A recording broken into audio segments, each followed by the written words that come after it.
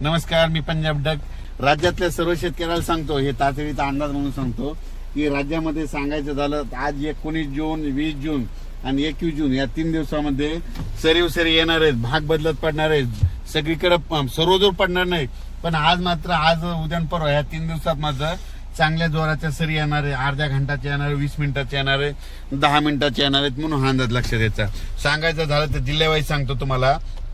पुणे जिल्हा, नगर जिल्हा, धाराशिव जिल्हा, लातूर जिल्हा, त्याच्यानंतर बीड जिल्हा, त्याच्यानंतर नगर जिल्हा, संभाजीनगर, नाशिक तर खूप, उत्तर महाराष्ट्र खूप पडणार, त्याच्यानंतर जळगाव जिल्हे खूप पडणार, त्याच्यानंतर संभाजीनगर जोरात राहील, त्याच्यानंतर जालना देखील जोरात राहील, त्याच्यानंतर बुलढाणा देखील जोरात राहील, त्याच्यानंतर परभणी जिल्ह्यात राहील, हिंगोली जिल्ह्यात राहील, वाशिम जिल्ह्यात राहील, नांदेड जिल्ह्यात राहील, त्याच्यानंतर यवतमाळ जिल्ह्यात देखील राहील, धर्माबादकडे राहील, तेलंगणाकडून बी पडेल, त्याच्यानंतर विदर्भामध्ये अमरावतीकडे राहील, अकोल्याकडे राहील, वर्ध्याकडे राहील, अकोटकडे राहील. म्हणजे सांगायचं हे जिल्ह्यामध्ये मात्र ह्या 3 दिवसात मात्र पाऊस पडणार आहे.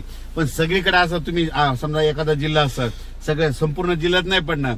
उदाहरण सांगतो, आमच्या परभणी जिल्ह्यात जवळपास 800 गाव आहेत, तर ते 800 गावाला नाही, पण ह्या 3 दिवसात मात्र 70% गावामध्ये, 50-70% गावामध्ये पाऊस पडेल. म्हणून हे लक्षात येतं. म्हणजे काय झालं, अंदाज सांगत असताना हे म्हणजे अंदाज जे सांगितलेला आहे तो जिल्ह्यामध्ये जिल्ह्याचा अंदाज दिलेला असतो. म्हणून सर्वांनी समजून घ्यावे. कारण की काय झालं, पाऊस सांगितलं की सर्वांना वाटतं आमच्या गावाला यावं, पण पाऊसच सांगितलंय भाग बदलत पडणार आहे. म्हणून सर्व शेतकऱ्यांनी हा अंदाज लक्षात द्यायचा.